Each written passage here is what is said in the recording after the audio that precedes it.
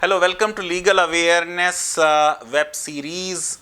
अचानक जो lockdown announce हुआ जनता कर्फ्यू के बाद चंद घंटे के नोटिस पे, उसमें हमारे देश के करोड़ों जो माइग्रेंट वर्कर्स थे वो फंस गए। और फिर जब उनको खाना भी सही से नहीं मिला, सोशल डिस्टेंसिंग भी नहीं हुई, उनके एम्प्लॉयर्स ने उनकी सैलरीज भी नहीं दी, तो मजबूरन वो लोग ये सोच के कि अगर मरना ही है तो अपने देश जाकर, अपने घर जाकर ही मरें। ये जो पूरे राष्ट्रवाद का मामला है, जिसमें कंट्री को राष्ट्र और देश कहा जाता है, ये रियलिटी देश की नहीं है। जो गरीब मजदूर है वो अपने गांव को ही अपना देश समझता है। ज़रा देख लें कितने हमारे यहाँ माइग्रेंट वर्कर्स हैं। 2011 की सेंसस के हिसाब से 45.36 करोड़ इंटरनल माइग्रेंट वर्कर्स हैं भारत में, जो हमारी जनसंख्या का 37% है। 2001 में ये नंबर जो था वो 31.45 करोड़ था। 2017 का इकोनॉमिक सर्वे मोदी गवर्नमेंट का, उसने बताया कि 2011 से 16 तक हर साल 9 मिलियन जो हैं वो वर्कर्स एक स्टेट से दूसरे स्टेट जाते रहे। और इसमें बहुत बड़ी तादाद इन वर्कर्स की औरतों की है।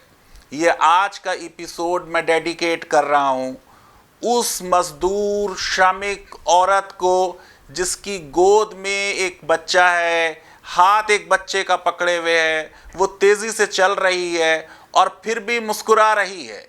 मुझे अपने बचपन की, जब हम स्कूल में पढ़ते थे, वो कविता याद आ गई जो हिंदी के महान कवि सूर्यकांत त्रिपाठी निराला ने लिखी थी। वो तोड़ती पत्थर, देखा मैंने उसे इलाहाबाद के पथ पर, वो तोड़ती पत्थर। ये वो मजदूर हैं जो हमारे शहरों को बना रहे हैं। आज कर्नाटका की गवर्नमेंट ने, क्योंकि जो एक confederation of real estate developers association मिली कर्नाटका के चीफ मिनिस्टर येदुरप्पा से, और उन्होंने कहा कि साहब इन वर्कर्स को जाने से रोकिए, तो 10 ट्रेन्स जो जा रही थी उन्हें लेके उनको रोक दिया गया कि ये वर्कर्स इकोनॉमी रिवाइव करेंगे। आपको मालूम है, इकोनॉमी रिवाइव करने का हर पैकेज जो दिया जाता है वो वर्कर्स को नहीं दिया जाता, वो इंडस्ट्रियलिस्ट को दिया जाता है। मैं ये समझता हूँ कि मुझको ये सीन देखकर कि लोग पैदल चले जा रहे हैं, साइकिलों पे चले जा रहे हैं, बहुत से लोग अपने गांव से 10 किलोमीटर पहले ही इस दुनिया से चले गए, मुझको ये लगता है कि ये हम कहाँ आ गए हैं। हमारे समाज में जो ये इनइक्वालिटीज़ हैं, जो हमारे समाज की इनसेंसिटिविटी है गरीब के लिए, उसकी वजह से मैं ये आज का एपिसोड बना रहा हूँ ताकि आपको इस पे लॉ बता पाऊँ।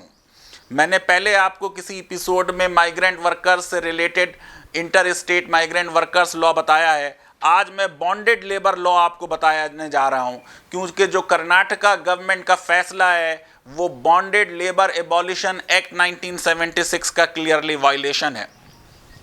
ज़रा समझिए आप कि इस पूरे लॉकडाउन के नतीजे में हमारे यहाँ 12 करोड़ लोग जॉबलेस हो गए, 27% अनएम्प्लॉयमेंट रेट हो गया। इन 12 करोड़ में से 4 करोड़ माइग्रेंट वर्कर्स हैं।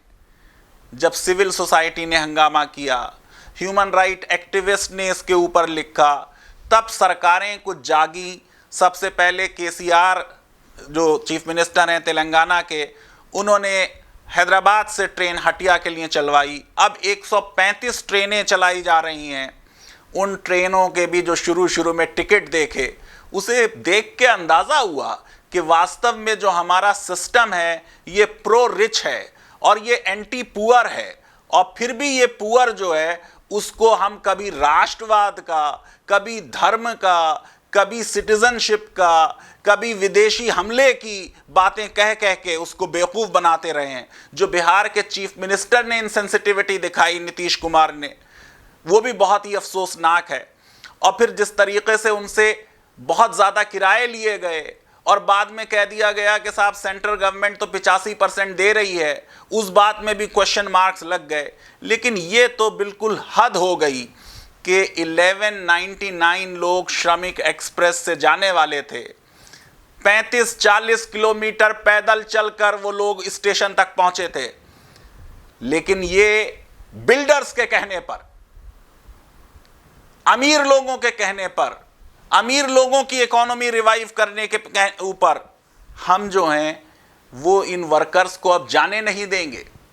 इन वर्कर्स की अब जो डिग्निटी है, जो उनका चॉइस है आर्टिकल 21 का, वो राइट हम वायलेट करेंगे। और भी जो आर्टिकल्स इन्वॉल्व है मैं आपको बताऊंगा। जरा हमें देखिए हम कहां किस मुकाम पे आ गए। विदेशों में अगर भारतीय फंसे हैं, चाहे वुहान में भी हों, उनके लिए भी जहाज जाएगा और हम उन्हें लेके आएंगे। कोटा में जो मिडिल क्लास और हायर क्लासेस के बच्चे आईआईटी में और नीट में बैठने जा रहे हैं, उनके लिए भी हजारों बसेस का अरेंजमेंट कर दिया। गो के शुरू में नीतीश कुमार ने उसमें काफी गड़बड़ की थी। जो धर्म के लिए गए हुए हैं, चाहे वो हरिद्वार गए हुए हैं, उनके लिए लग्जरी बसेस लगा दी गई गुजरात वापस लौटने के लिए। नैंडेड से बसेस जो हैं वो पंजाब पहुंचा दी गई।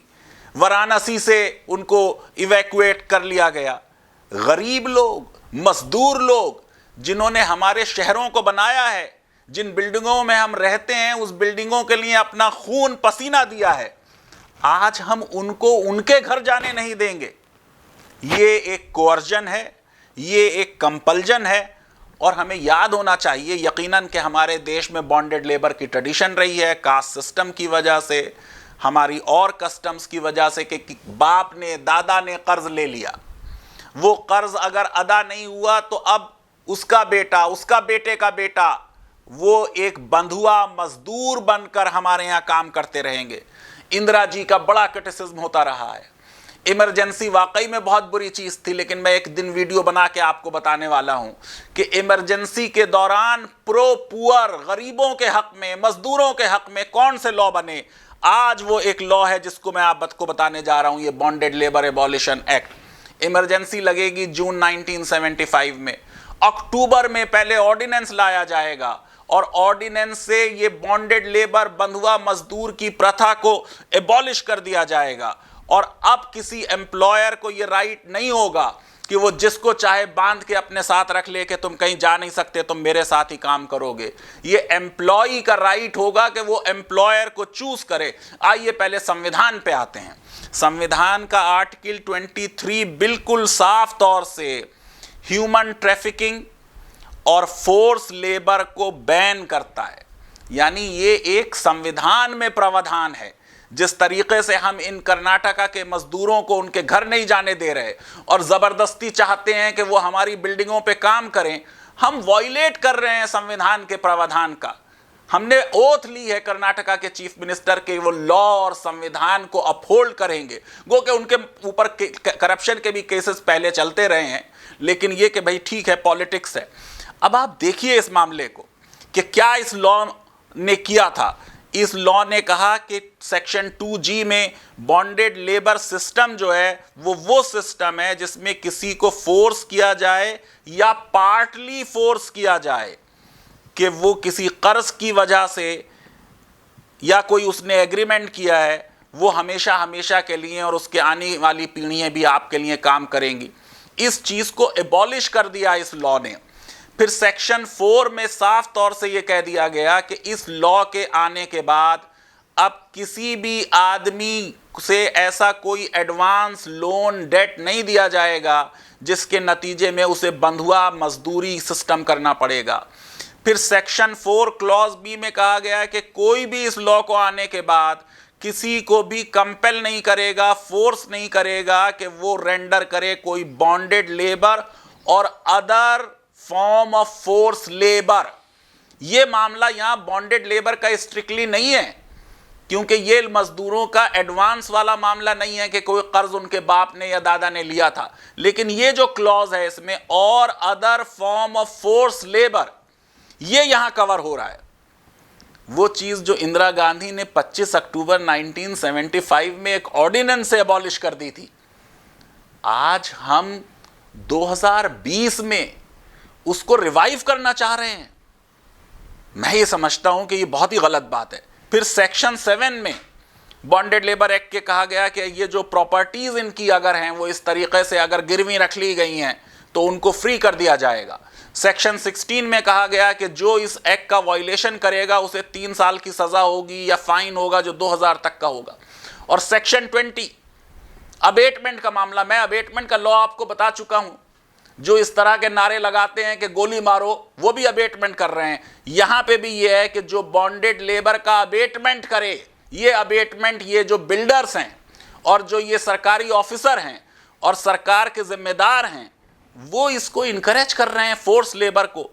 अगर कोई आदमी काम नहीं करना चाहता, अपने घर जाना चाहता है, एक मुसीबत है, एक इमरजेंसी है, ये उसकी चॉइस है, वो काम करे या ना करे, ये उसकी चॉइस है। अगर वो अपने घर लौटना चाहता है तो उसको आप रोक नहीं सकते। सेक्शन 20 ने कहा कि चाहे बॉन्डेड लेबर अबेटमेंट के नतीजे में हो या ना हो, सजा वही होगी 3 साल वाली।